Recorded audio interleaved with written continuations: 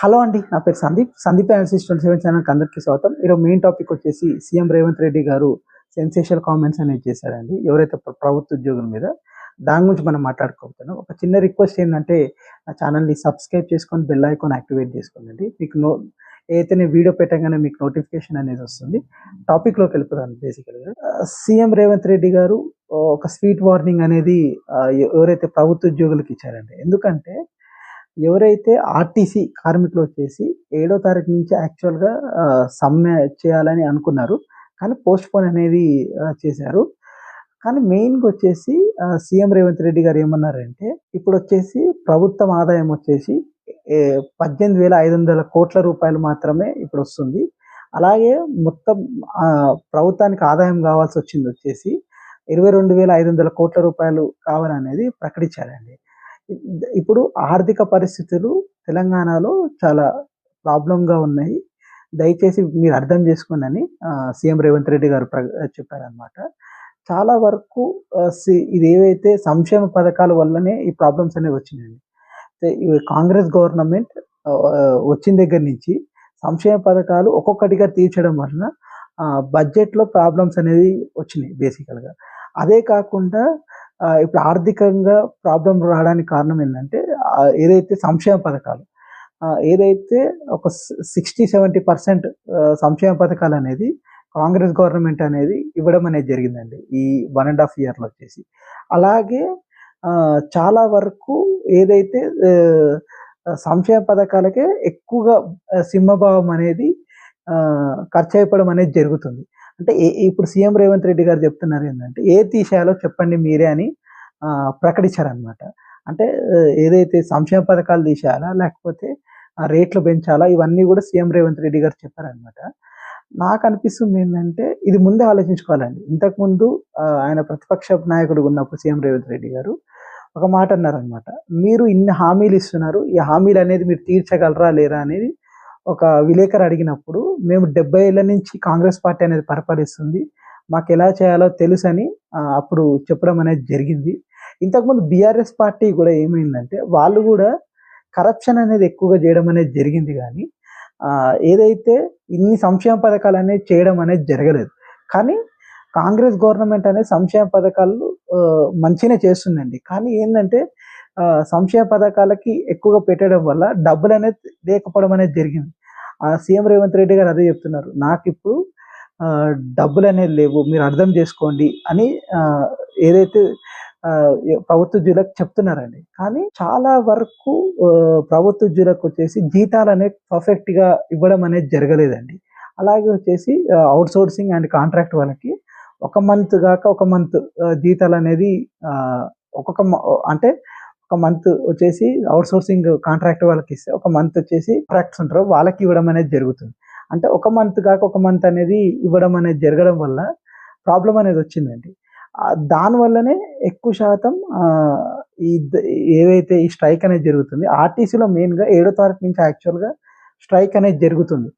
కానీ ఇప్పుడు పోస్ట్‌పోన్ చేశారనేది కొన్ని టీవీ ఛానల్స్ అనేది వచ్చాయి.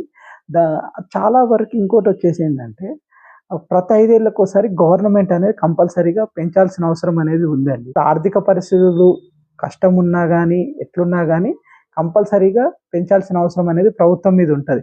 కానీ మేమిప్పుడు పెంచలేనని చేతెత్తడం అనేది కరెక్ట్ కాదు. ఎందుకంటే రేవంత్ రెడ్డి గారికి కూడా నేనేం చెప్తున్నానంటే చాలా వరకు ఇప్పుడు చేయలేకపోతే మీరు పిలిచి మాట్లాడాల్సిన అవసరం అనేది ఉంది.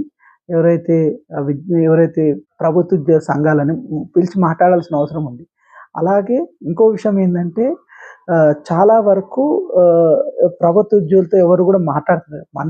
సీఎం రేవంత్ రెడ్డి గారు ప్రకటిస్తున్నారు గానీ, మేము మాట్లాడుతున్నాము, మీరు రండి మాట్లాడదాం అని చెప్తున్నారు గానీ, మంత్రులు ఎవరు కూడా ప్రభుత్వ ఉద్యోగులతో ఎవరితో కూడా మాట్లాడతలేరనేది సమాచారం అనేది వచ్చిందండి. అలాగే వచ్చేసి ఇంకోటేందంటే వీళ్ళు ఇనీషియల్‌గా ఉన్నప్పుడే దీన్ని సాల్వ్ చేయాల్సిన అవసరం అనేది ఉంది. దీన్ని పెరిగేకి ఇంకేమైతుందంటే వ్యతిరేకత అనేది పెంచే అవకాశం అనేది ఉంది ప్రభుత్వం మీద. అంటే ఇప్పుడు ఆల్రెడీ సంక్షేమ పథకాలతో కొంచెం పాజిటివ్‌గానే ఉంది. ఏదైతే సీఎం రేవంత్ రెడ్డి. కానీ ఏందంటే ఫ్యూచర్‌లో కొన్ని పథకాలు ఇంకొన్ని చేయాల్సిన అవసరం ఉంది కాబట్టి ఈ 5 ఏళ్ల కాలంలో అనేది కంపల్సరీగా చేయాలి. చేస్తేనే నెక్స్ట్ టైమ్ గెలిచే అవకాశం అనేది ఉంటది ఏదైతే ప్రభుత్వానికి.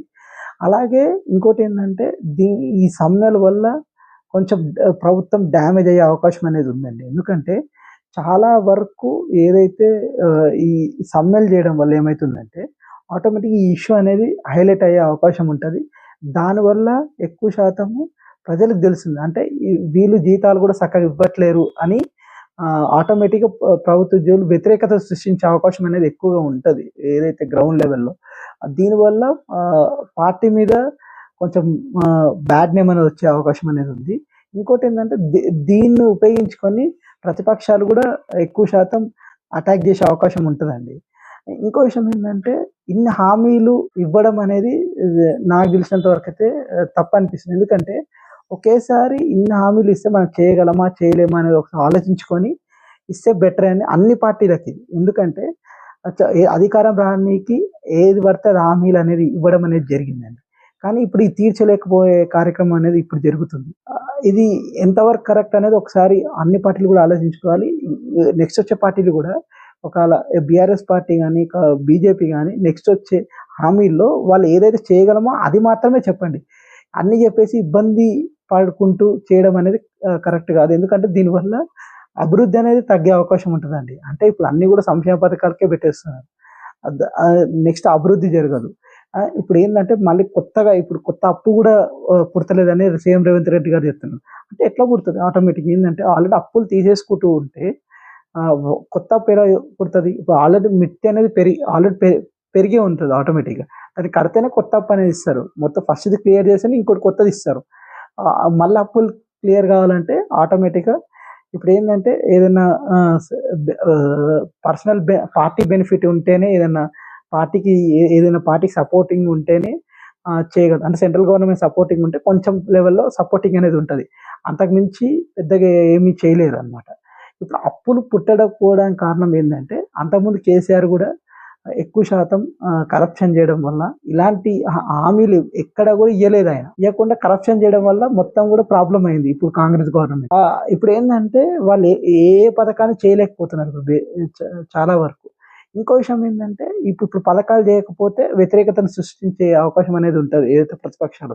ఇది చాలా ట్రిక్కీ సిట్యుయేషన్ అండి. దీన్ని కరెక్ట్ హ్యాండిల్ చేసే అవకాశం అనేది చేయాల్సిన అవసరం ఉంది రేవంత్ రెడ్డి గారు. ఎందుకంటే ఇది చాలా సీరియస్‌గా ఎళ్ళే అవకాశం ఉంది ఫ్యూచర్‌లో. ఎందుకంటే మనము ఏదైతే ప్రభుత్వ ఉద్యోగులు మెయిన్‌గా వ్యతిరేకత సృష్టిస్తారండి గ్రౌండ్ లెవెల్‌లో. ఎంత 2% ఉండొచ్చు. కానీ మెయిన్‌గా ఈ టీచర్స్ వీళ్ళందరూ గూడా ఏం చేస్తారంటే పోల్ మేనేజ్‌మెంట్ వీళ్ళే చేసే అవకాశం అనేది ఎక్కువుంటది కాబట్టి, ఎక్కువ వ్యతిరేకతను సృష్టించే వాళ్ళు వీళ్ళే ఉంటారనమాట. దీన్ని రేవంత్ రెడ్డి గారు మెయిన్‌గా దృష్టి పెట్టాల్సిన అవసరం ఉంది. అలాగే వచ్చేసి దీన్ని రేవంత్ రెడ్డి గారే ఇనిషియేటివ్ తీసుకొని వాళ్ళతో డైరెక్ట్‌గా మాట్లాడి ఏంది మీ ప్రాబ్లమ్ ఏందనేది మొత్తంగా కనుక్కొని దాన్ని సాల్వ్ చేయాల్సిన అవసరం అనేది ఉందండి. లేకపోతే చాలా ఇబ్బందులు పడాల్సొస్తది గవర్నమెంట్. నా ఇన్ఫర్మేషన్ గాని మీకు నచ్చినట్టయితే కింద సబ్స్క్రైబ్ బటన్ ఉంది. లైక్ చేయండి, షేర్ చేయండి, కామెంట్